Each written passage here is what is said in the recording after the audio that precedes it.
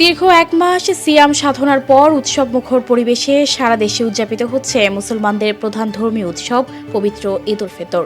পরিবার পরিজনের সঙ্গে ঈদ আনন্দে মেতেছেন দেশের কোটি কোটি মানুষ। তবে অনেকেরই পরিবার পরিজন ছাড়া ঈদ কাটছে কর্মব্যস্ততায়। বিশেষ করে পুলিশ সদস্যরা রাস্তায় দাঁড়িয়ে ঈদ উদযাপন করছেন। পেশাগত কারণে মানুষের নিরাপত্তাকেই গুরুত্ব দিয়ে কাটে আইনশৃঙ্খলা বাহিনীর সদস্যদের ঈদ। দিচ্ছেন মানুষকে নিরাপত্তা, যাতে তারা আনন্দে ঈদ উদযাপন করতে পারেন। বৃহস্পতিবার সকালে জাতীয় ঈদগাহ ময়দানে মানুষ যখন ঈদের জামাতে অংশ নিতে ঈদগাহ মাঠে প্রবেশ করছেন, তখন পুলিশ সদস্যরা প্রধান ফটকের পাশে দাঁড়িয়ে দায়িত্ব পালন করেন। ঈদের দিন দায়িত্ব পালন করা পুলিশ সদস্যদের সঙ্গে কথা বলে জানা যায়, তাদের ঈদ উদযাপন রাস্তায় দাঁড়িয়েই করতে হচ্ছে।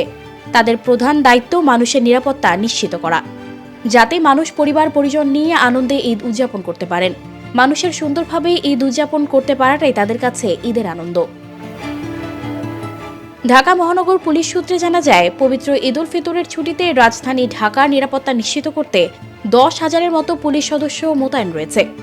এছাড়া ঈদের প্রধান প্রধান জামাতগুলোতে নিরাপত্তা দিতে পর্যাপ্ত সংখ্যক পুলিশ সদস্য মোতায়েন করা হয়। সানজিদা রহমান, প্রবাস খবর।